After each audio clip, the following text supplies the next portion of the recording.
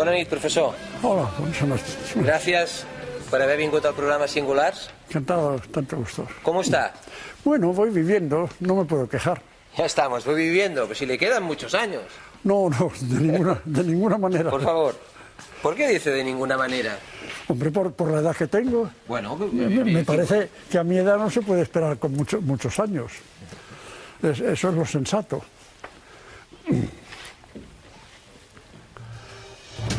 Catedràtic d'Estructura Econòmica i d'Ètica, escriptor i humanista, membre de la Real Acadèmia Espanyola, 93 anys. Crític amb el capitalisme i la globalització, diu que vivim en un sistema irracional abocat a la barbària. José Luis San Pedro, compromís y lucidesa. Así hemos titulado la entrevista de hoy, señor San Pedro, compromiso y lucidesa. Bueno, compromiso sí, lucidez no lo sé, pero en fin, ustedes opinarán. Vamos a ver, a usted, profesor, le gusta mucho seguir la actualidad. Sí, procuro seguir la actualidad, sí, pero tampoco sin fanatismo, ¿no? No espero grandes novedades. Únicamente en la ciencia se puede esperar novedades, pero en lo demás no espero muchas. Bueno, vamos a hablar un poco, vamos a dedicar unos minutos a hablar de la actualidad más inmediata, si le parece. Muy bien. ¿Qué opina de lo que está sucediendo con el juez Garzón? Hombre, yo he ido en Madrid estos días pasados a un acto porque lo organizó mi rector de la universidad, el profesor Berzosa, y lo que me pasa es que ya no se trata tanto del caso del profesor Garzón, sino de que esto se ha convertido en un símbolo. Esto es una prueba de poder, es una lucha de poder. Que se quieren imponer un poder encima de lo demás, ¿verdad?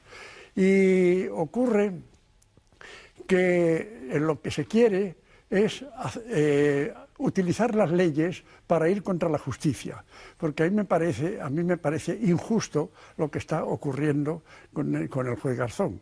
Me parece que no se puede hacer así las cosas. Y no solo a mí, sino a multitud de juristas y de especialistas y de personas expertas en ello. A mí me parece que las leyes dirán lo que quieran, pero ya se sabe que las leyes son la expresión de la voluntad del poder, mientras que la justicia es otra cosa distinta. La justicia es una cuestión de equilibrio, de equidad, de dar a cada cual lo suyo. Y yo creo que no se puede reprochar al señor Garzón el afán por perseguir unos crímenes y, en cambio, reconocer personalidad a los que todavía no han condenado esos crímenes. ¿Cree que el juez Garzón debería haber abandonado la carrera judicial cuando entró en política? Mire, en eso prefiero no opinar porque eso son ya cuestiones personales y decisiones personales. A mí lo que me preocupa es esto como símbolo de que se quiera, repito, utilizar leyes que siempre tienen trucos adecuados, ¿verdad? Porque, repito, las leyes son expresión de la voluntad del poder y que el poder quiera aplastar unas ideas de justicia que todos los ciudadanos tenemos. El otro día he estado, ayer o anteayer, no me acuerdo ya, en la plaza de Sant Jaume, aquí, precisamente para sumarme a esa actitud. Yo estoy en contra de lo que está sucediendo al juez Garzón, sencillamente. ¿Y del Tribunal Constitucional en relación al Estatut, qué opinión tiene? Mire usted, el Tribunal Constitucional es una institución a la que hace casi 4 años le encargaron que estudiara un asunto. Y en 4 años, personas competentísimas, porque eso no se puede discutir, seguramente son unos juristas eminentes, estoy convencido de que hace mucho tiempo cada uno de ellos sabe lo que tiene que pensar, pero no se atreven como institución durante 4 años a dar un fallo, lo cual a mí me da derecho, con todos los respetos, a pensar que están supeditando la justicia a la política, al oportunismo político y a la posibilidad política. Es decir, están supeditando esa decisión a saber qué es lo que conviene decir.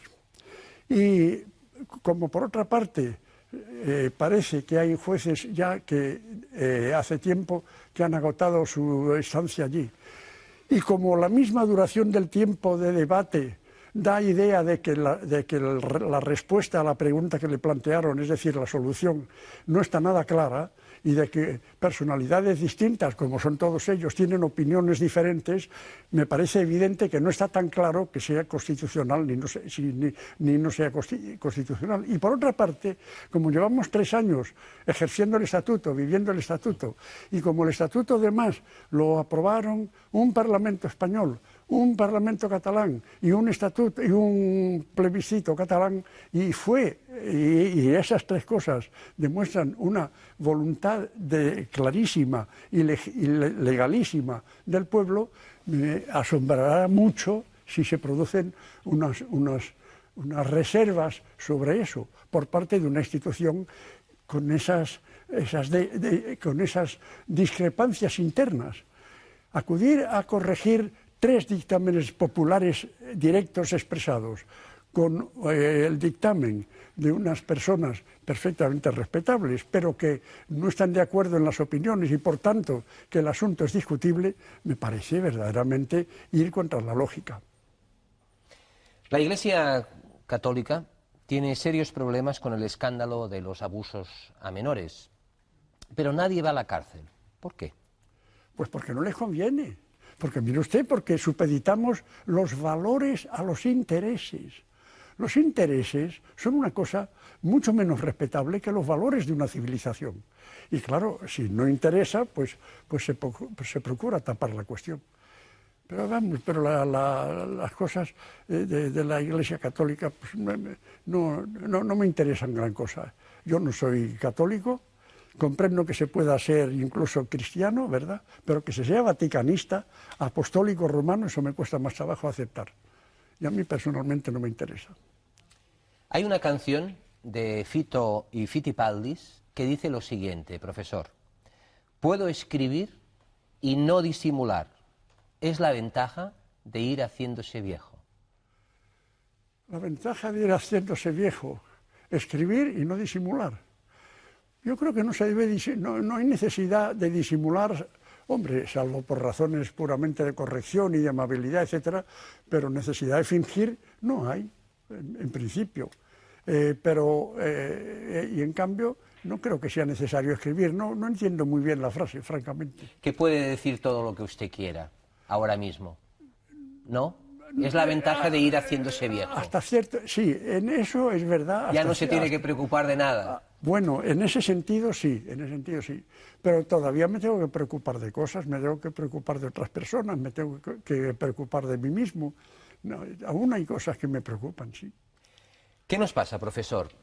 ¿Con esta crisis se termina el modelo, se acaba el capitalismo? No se acaba por la crisis. La crisis es al revés. No es que la crisis sea la causa del acabamiento, es que el acabamiento tiene, entre otros fenómenos, el fenómeno de la crisis. Mire usted, el capitalismo no es que sea malo en sí, es que está agotado ya. Fue muy bueno en su momento, respondía a unas situaciones y a unas circunstancias, fue una fuerza creadora a la que debemos muchísimas cosas, pero terminó y ya no es apta para los problemas y las soluciones de hoy. Nació en un mundo casi prácticamente virgen, con continentes inexplorados y desiertos y tal.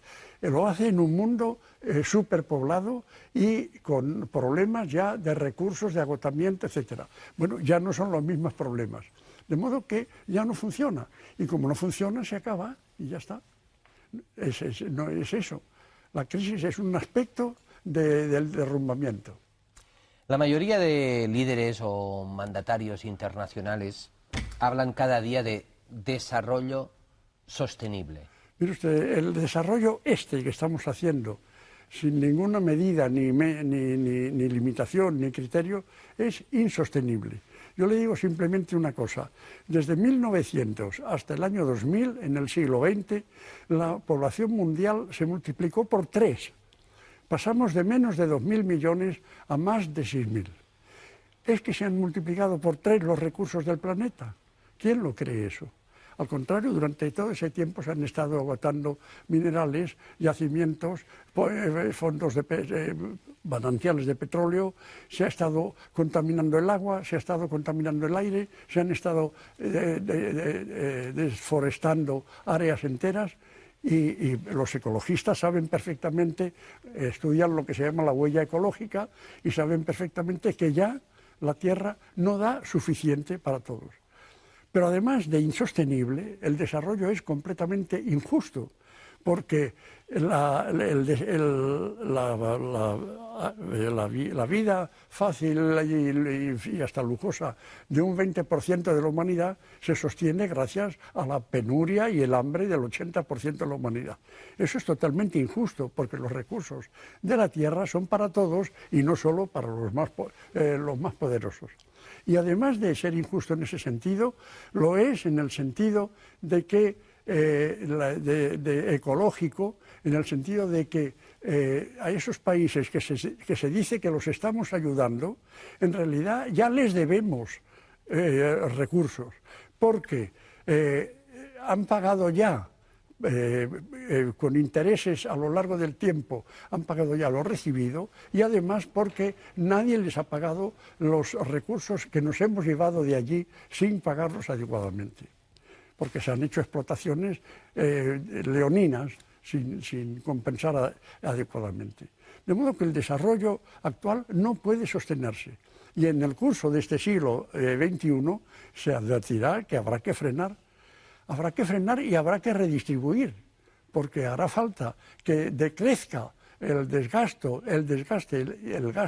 el despilfarro de los más poderosos y que en cambio que aumente el consumo de los hambrientos. Porque si no, no hay manera. ¿Compro, luego existo? Sí, bueno, eso se debe a que nos educan para eso.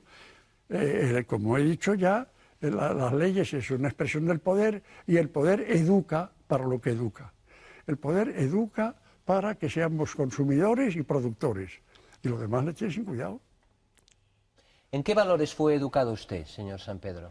Bueno, yo fui educado en unos valores más tradicionales que los que existen hoy, aunque hoy se sigue diciendo que se educan esos valores, pero no es verdad, porque lo que se practica realmente y el ejemplo que se da no corresponde con esos valores.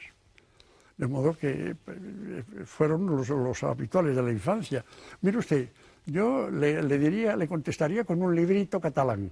Cuando yo era niño, tenía 9 o 10 años, mi padre me regaló un libro en castellano, estaba escrito en castellano, vivíamos entonces en Tánger, un libro que el autor era un catalán, se llamaba Arturo Cuyàs Armengol, no sé si esto suena, y el librito se llamaba Hace falta un muchacho. Era un librito que hoy sería un modelo para educación para la ciudadanía. El día que se hagan cursillos de ciudadanía, por ejemplo, para obispos, yo les daré con mucho gusto el librito de don Arturo Cuyàs Armengol. Era un libro estupendo. Y ahí se hablaba del respeto a los padres, del respeto a los maestros, del deber frente a los demás. No se repetía mucho lo de amor al prójimo para luego no practicarlo. Lo que se hacía era hablar de la solidaridad humana, de la amistad, de la lealtad. Todo eso con anécdotas, con unos dibujos muy atractivos, no sé si eran de Junceda o de Serra Massana, porque aquí ha habido ilustradores fantásticos en Cataluña. Yo me acuerdo, por ejemplo, de la elegancia de Emili Freixas, y hacía unos dibujos preciosos. Bueno, pues en ese libro, con ese, educaba yo en la ciudadanía. Pero claro, al poder actual no le interesa formar ciudadanos, sino consumidores y productores. Y la Iglesia reprocha que se quiera adoctrinar a los niños con los cursos de ciudadanía, cuando ella lleva siglos adoctrinando a los niños desde el primer momento con sus mitologías. Pues entonces yo le digo a usted que los valores de ese libro eran valores perfectamente representativos y muy útiles para la convivencia social, que es lo que nos interesa a todos. Ha hablado de, entre otras cosas, profesor, de respeto. ¿Sí? ¿Cree que hoy respetamos lo suficiente? No respetamos nada, mire usted, vamos a ver. Le he leído en periódicos no hace mucho que los hijos hay hijos que pegan a sus padres. Sí. a empezar, ¿verdad? Y desde luego que pegan a sus maestros pues en cuanto se tercian. También. Pero es que además el respeto tiene que extenderse a más cosas. El respeto tiene que extenderse a la naturaleza. Deberíamos respetar los seres vivos, ¿verdad? Deberíamos respetar las cosas de la naturaleza. Otras culturas que llamamos primitivas declaran sagradas una fuente, un árbol, algo que hay que estimar, que tiene vida, que es admirable por esa razón. Para nosotros eso es un objeto de comercio, de explotación, de venta o de alquiler. De modo, en respeto estamos fatal. Es uno, mire, lo acaban de mencionar ustedes en la introducción, la palabra barbarie. Estamos viviendo en la barbarie. Pero barbarie no solo en el sentido de la brutalidad, sino en el sentido de la ruptura de los valores tradicionales. Usted mismo menciona el respeto. Es un respeto fundamental de una civilización, porque si no nos respetamos unos a otros no podemos vivir juntos. Pues ahí tiene usted un principio completamente atacado con frecuencia, ¿verdad? Pero además la justicia, Dios mío, la justicia internacional, por ejemplo. El ataque a Irak, que se llama ataque preventivo. Preventivo. Pero hemos pensado lo que quiere decir ataque preventivo. Eso quiere decir la ley de la selva. Quiere decir la ley de la selva porque es simplemente el más fuerte dice, yo creo que me van a atacar estos hoy y los machaco. Eso es la ley del más fuerte simplemente. Porque el más débil jamás hará ataques preventivos, porque si ataca lo machacarán a él. De modo que el ataque preventivo es un arma en poder del más fuerte y es por tanto la ley de la selva. Y estamos destruyendo el sentido de la justicia, el sentido de la dignidad, el sentido de la solidaridad, el sentido de la libertad. Todo eso se está desmoronando y por eso, claro, corresponde, por eso, y no solo por razones económicas, el sistema se desmorona. Habla de fuertes y débiles. ¿Quién cambia la historia, los fuertes o los débiles? ¿Perdón? ¿Quién cambia la historia, los fuertes o los débiles? Mire usted, a lo largo del tiempo la cambian los débiles, a lo largo del tiempo. Pero lo cambian los débiles, adquieren poder para poder cambiar y cuando adquieren poder se transforman en los fuertes. Y entonces estamos en lo mismo, solo que ejercen otros. Esa es la evolución. Mire usted, la historia es un trenzado de transferencias de poder. Se pasa de unos poderes a otros, ¿verdad? Mire usted, en la Edad Media pues el poder era en gran parte teocrático, eclesiástico y militar y guerrero. Después pasó al capitalismo, el poder es el dinero. No sé qué vendrá después de esta barbarie, ¿verdad? Pues vendrá probablemente quizá un poder científico, que estará más o menos mediatizado también por el dinero, pero un poder científico, una humanidad tecnificada, no lo sé. Pero son transferencias de poder. Zapatero dice que hay que cambiar de modelo y que esto se va a hacer fácilmente, deprisa y ya. ¿Es esto posible? No, no es posible. No, yo estoy seguro de que se va a cambiar de modelo, pero no en el sentido de que se va a poner otro modelo de lo mismo. No es el mismo señor que cambia de traje, no es el mismo señor capitalista que cambia la americana por una cazadora. Es que cambiamos de señor, es que cambiamos de cultura, es que cambiamos de civilización. Eso es lo que viene detrás de una época de barbarie. Lo mismo que detrás de Roma viene una época de barbarie y vino luego una época feudal. El lunes pasado dedicamos el programa a hablar de la crisis. En él estuvieron dos de las personas que quizá en Cataluña avisaron antes de lo que se nos venía encima. Una de estas personas es Santiago Niño Becerra, que dice que para salir de esta crisis lo que hace falta es que sean los técnicos. Escúchelo, por favor. Jo el que estic dient és que per sortir d'aquesta crisi s'ha de fer uns anàlisis i s'han de prendre unes mesures coordinades i no és impossible que les facin els polítics, les han de fer tècnics. Però els tècnics tenen ideologia. No. La ideologia jo crec que ja ha desaparegut, la ideologia. Com que desapareixen? Sí. A veure, vostè, per favor, agafi, per exemple, el programa econòmic del govern del Partit Conservador, del Partit Laborista, que d'aquí a 4 dies hi ha eleccions al Regne Unit, i no hi ha ni una ombra d'ideologia. La ideologia ha desaparegut. Ara la ideologia és fer el que calgui fer per resoldre els problemes. La ideologia és buscar la productivitat. Això és i l'eficiència. ¿Ya no hay ideologías? Mire usted, no me he enterado bien, lo siento, me falla la audición. Dice que para salir de la crisis lo que hace falta es que sean los técnicos los que adopten las medidas que se tengan que adoptar. Sí. Porque entre otras cosas, él dice, cuando yo le pregunto si los técnicos tienen o no tienen ideología, él dice que ya no. Mire usted, lo primero que pasa es que ¿cómo saben los técnicos cuáles son las medidas que hay que adoptar? Porque los técnicos no son los científicos. Los científicos comprenden la realidad. Los técnicos aplican los hallazgos de los científicos. Y yo dudo mucho que en manos de los técnicos funcionemos mejor. Yo creo que hay que funcionar mejor en manos de los filósofos y de los pensadores de las ideas profundas básicas. Lo primero que hay que aprender es que el mundo, el universo, el conjunto, es una unidad en la cual todo está interdependiente.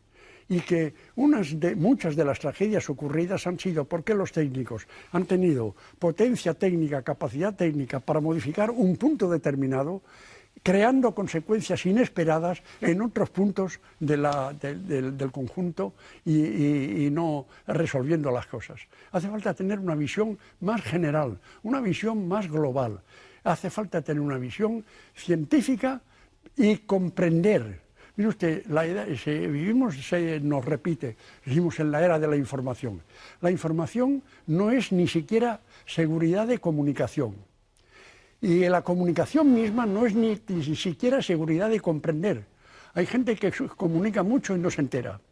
Y a la gente que le comunican mucho las cosas y no se entera. De modo que vamos a ir a lo que hay que ir. Estamos muy ricos en técnica y muy pobres en sabiduría. En sabiduría. ¿Qué es la sabiduría? El arte de vivir, no el arte de hacer cosas, el arte de vivir. Se puede vivir sin hacer muchas cosas y se pueden hacer muchas cosas sin saber vivir. La mayoría de la gente que ahora uno ve por la calle sabe hacer muchas cosas, se mueve todo el día, está agitada todo el día y no sabe vivir. Hoy en gran parte el hombre de una ciudad civilizada y urbanizada es un servidor del sistema y de las máquinas. Porque cuando tiene que ocuparse del coche, de la lavadora, de la fregadora, de lo otro, de lo más allá, se pasa el día alimentando cosas y sosteniendo cosas, cuando sencillamente podría vivir mejor. No soy un adorador de los técnicos en absoluto. Hay otras cosas en las que se puede pensar. Naturalmente llega un instante en que necesitamos a los técnicos, pero al servicio de... Porque lo que no está claro son los fines. ¿Cuáles son los fines de la vida? ¿Para qué vivimos? ¿Para qué estamos vivos? Mire usted, estamos vivos para vivir, para hacernos, para realizarnos, para dar de cada uno de nosotros todo lo que puede dar, porque así tendrá todo lo que puede recibir. Pero para eso, para empezar, hace falta libertad. Y para tener libertad, no es libertad de expresión, lo que hay que tener es libertad de pensamiento. Porque si usted no tiene libertad de pensamiento, da igual que piense, que exprima, que hable y diga lo que quiera. El poder se asegura de que no tengamos libertad de pensamiento. Para eso nos educa, para que pensemos lo que él quiere que pensemos. Y entonces, cuando consigue que nosotros pensemos lo que él quiere que pensemos, y eso lo consigue en la infancia, cuando enseñan la doctrina, cuando enseñan los principios, cuando enseñan tal, lo consigue en la sociedad, con los medios, con el ambiente general y los principios, la publicidad, el mercado, etc. Cuando consigue que la gente piense lo que el poder quiere que piense, y por eso luego votan, por ejemplo, a Bush después de haber fracasado en Irak, y le siguen votando la mitad de los americanos, y siguen votando al señor Berlusconi, que hay que ver con el señor Berlusconi.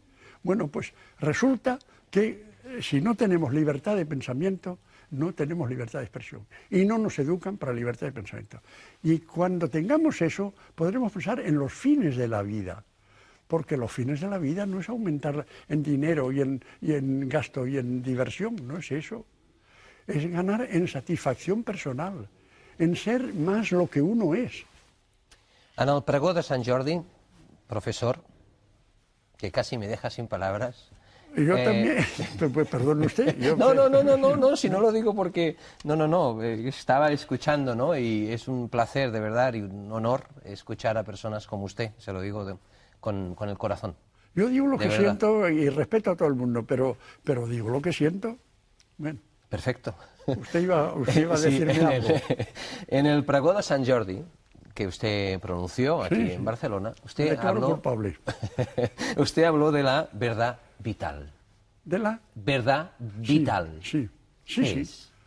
Pues la verdad vital es la verdad que le mueve a lo que uno cree como verdad y que es lo que le mueve a uno a hacer. ¿Cómo tomo yo una decisión en mi vida? Bueno, tomo una decisión porque me informo sobre lo que pasa o lo que me rodea, sé que si hago esto me va a pasar tal cosa, sé que si hago lo otro me va a pasar otra cosa y acepto una de las hipótesis. Yo sé que si quiero ir de aquí a Madrid tengo que coger un tren o un coche que vaya hacia el sur. Estoy informado y lo hago. Si yo creyera que es ir al norte, cogería un coche y me iría al norte y llegaría a París. Y allí vería que me he equivocado. Pero mientras no vea que me he equivocado, pues entonces sigue siendo mi verdad. Y como hay cosas que son los ideales, los valores, que no son tan fáciles de demostrar como el que uno va a Madrid o que uno va a París, entonces muchas veces nos podemos equivocar, pero adquirimos una verdad en la que creemos. Un creyente cree en sus principios, en su religión, lo que sea. Lo cree sinceramente, lo cree fervorosamente y desarrolla su vida con arreglo a eso. Esa es la verdad vital. Si esas creencias no son verdaderas en último término, pues entonces se equivoca, pero bueno, pero para él ha sido la manera de vivir. No hay otra manera de vivir que con las creencias, porque ninguno hemos comprobado, yo no he comprobado que Australia existe, y sin embargo, pues puedo pensar en un viaje a Australia. Son creencias, las creencias son las que nos mueven, y las llamamos verdades. Por ejemplo, yo en Sant Jordi, pues sí, puse un ejemplo muy claro para el público. Le dije, ustedes se creen que están aquí sentados tranquilamente, oyéndome. No, ustedes no están sentados tranquilamente. Lo mismo que usted y yo aquí ahora no estamos sentados tranquilamente. Usted y yo aquí y ahora estamos en un punto de la Tierra que está girando a más de 1.600 kilómetros por hora, porque, como usted sabe, la Tierra sigue girando. Pero además de eso estamos moviéndonos a una mayor velocidad porque la Tierra al mismo tiempo da vueltas alrededor del Sol. Y además de eso resulta que el sistema solar está acercándose a la nebulosa de Andrómeda a no sé qué velocidad. De modo que estamos moviéndonos vertiginosamente y sin embargo ni usted ni yo nos mareamos. Pues, ¿por qué? Pues porque nuestra verdad no es aquella, no es la del técnico, no es la del astrofísico, no es la verdad que llamamos objetiva y material, sino es la verdad en la que yo creo. Y yo creo en esa verdad y a esa verdad sirvo. Y lo que tenemos que hacer es ser educados para pensar con libertad y para elegir con libertad, nuestras decisiones, pero sabiendo que la libertad, como dije también en Sant Jordi, la libertad es como las cometas. La libertad es eficaz como la cometa, y la cometa vuela porque está atada. Lance usted una cometa al aire y se cae al suelo. Átela con una cuerda, haga resistencia al viento y sube. La libertad está atada, como decían los revolucionarios franceses, con la igualdad y la fraternidad. Habría que educarnos sabiéndonos iguales a los demás, no superiores, ni grandes señores, ni reyes de la creación.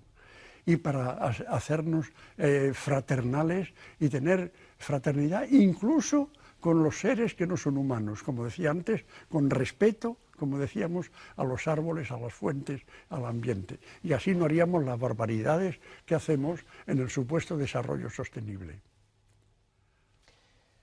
Dicen, hablando de verdades, dicen que el mercado es libertad. Pero ¿cómo va a ser libertad? Yo le digo a usted... ¿Es lo que dicen? Sí, lo dicen. Y le dieron el premio Nobel a Milton Friedman con el libro tal famoso. No. Yo le digo que haga usted una pequeña experiencia que salga hacia todo el mundo. Entre usted en un mercado sin un céntimo en el bolsillo. A ver dónde está su libertad. Lo que da libertad en el mercado no es el mercado en sí, es el dinero que lleva usted en el bolsillo. Si no, no tiene usted libertad para comprar nada. El libro de Friedman se llamaba Libertad de elegir. ¿Qué elige usted sin un céntimo? De modo que no es verdad que el mercado.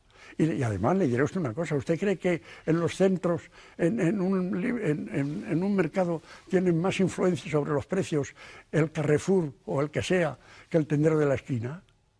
No, el poderoso influye muchísimo más. La crisis, ¿qué es cuestión? Es cuestión de manipulación de un mercado financiero. ¿Y quiénes manipulan el mercado financiero? ¿El pequeño accionista? No, los gordos. No, el mercado no es la libertad.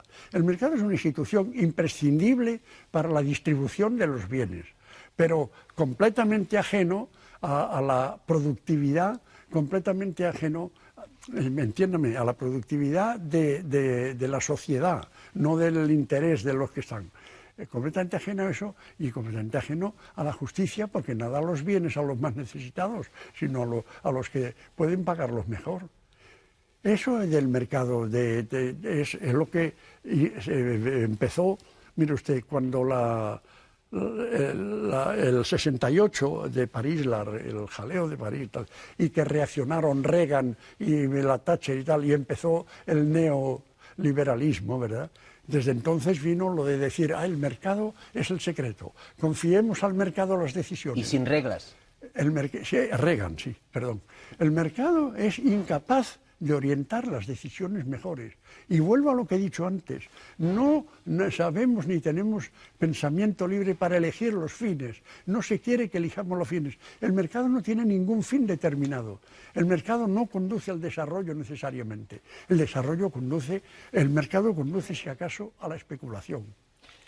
Habla de especulación, habla de poderosos, habla de las finanzas. Barack Obama, se acercan elecciones en Estados Unidos, dice que quiere meter en vereda a los grandes bancos. Veremos si puede, porque Barack Obama no puede hacer todo lo que quiere.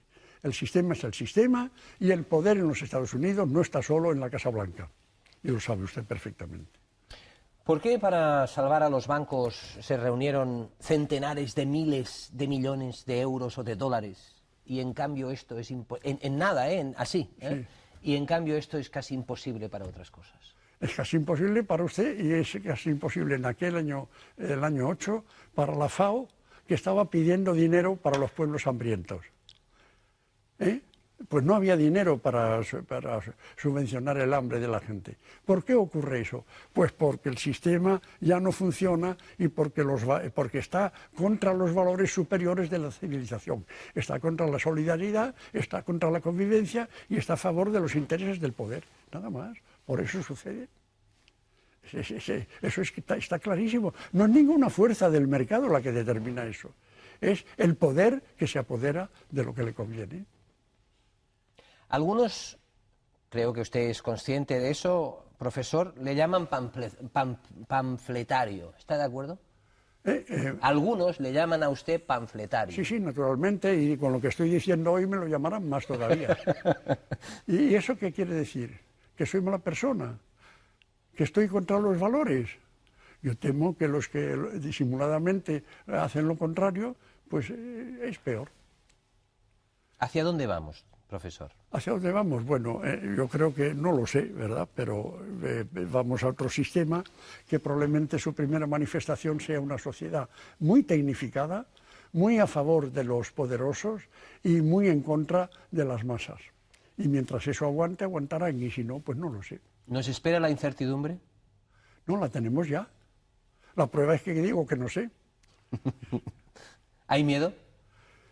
Bueno, sí, hay miedo, naturalmente. Yo creo que algunos ricos conscientes tienen miedo, otros no, otros tienen tal sentido de la impunidad que no tienen miedo. Pero no lo sé, yo no tengo miedo. Para lo que me queda no tengo problema.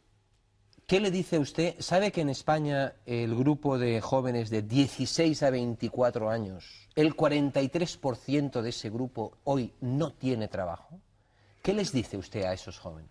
Bueno, yo les digo lo que estoy diciendo desde que empecé a hablar, que sepan todo eso, que tengan libertad de pensamiento, que tengan pensamiento libre y que ejerzan su libertad, sencillamente.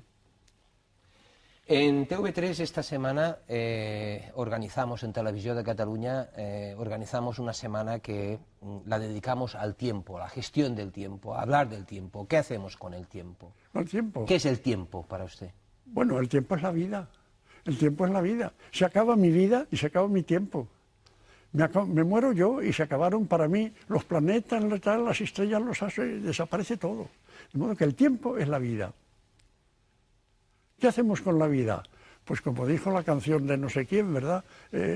Perderla mientras nos dedicamos a hacer otra cosa. Usted habla a menudo, y yo le he oído decir eso y no sé por qué lo dice, porque dice, a mí me queda un telediario. ¿Por qué lo dice? Usted a veces dice, me queda un telediario, me quedan pocos días, pocos años, yo ya me voy, estoy en la sala de espera. ¿Por qué dice eso? Porque tengo 93 años y la gente normalmente no vive 200. Hombre, es cuestión de sentido común. Ah, no, es que pero usted ve lo que dice. Pero usted cree que yo debería pensar, oh, soy inmortal. No, yo no soy inmortal. Y además no me preocupa nada el asunto. Yo nací, crecí, he vivido como he podido, lo mejor, procurando no hacer daño deliberadamente a nadie y haciendo lo mejor posible, sin grandes ambiciones y desde luego sin ambiciones económicas ninguna. Aquí estoy donde estoy, ¿verdad? He tenido para vivir y ya está. He tenido una suerte inmensa en mi vejez ahora, al tener una compañera que para mí es la salvación y absolutamente decisiva, porque una de las cosas más tristes de la vejez es la soledad, ¿verdad? Yo no la tengo, yo disfruto de una compañía inmejorable, ¿verdad? ¿Y qué más voy a pedir? Pues ya está, ¿verdad?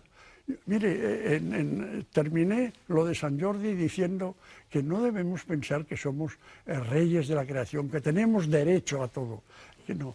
Somos unos corpúsculos dentro del conjunto del universo. Y resulta que en la evolución de la vida, pues ha hecho unos seres como nosotros que somos los más pensantes del conjunto. Y yo digo, pues soy una pequeña neurona, una célula, lo mismo que en mi cerebro hay unas células, cientos de miles de millones de células que me ayudan a pensar, pues yo soy una neurona que además, como todas las demás, se extingue un día y hasta ahí no pasa nada. Ha hablado de ambiciones. ¿Nos pierden las ambiciones, profesor? Pues no sé qué decirle a usted, porque hay de todo. Hay ambiciones nobles, hay ambiciones tal, y sobre todo hay ambiciones sensatas, razonables, bien medidas. No estoy en principio en contra. Estoy en contra de las que son insolidarias el poder. Profesor, hemos de poner ya el punto final a la entrevista. Sé que usted tiene prisa. Gracias por venir al programa. Bueno, tengo prisa porque hemos empezado tarde y no por mi culpa. Gracias por haber venido, gracias por venir al programa, de verdad, y le deseo lo mejor y mucha suerte. Muy bien, pues muchas gracias. Buenas noches. Gràcies. I gràcies a vostès, com sempre, per la seva atenció.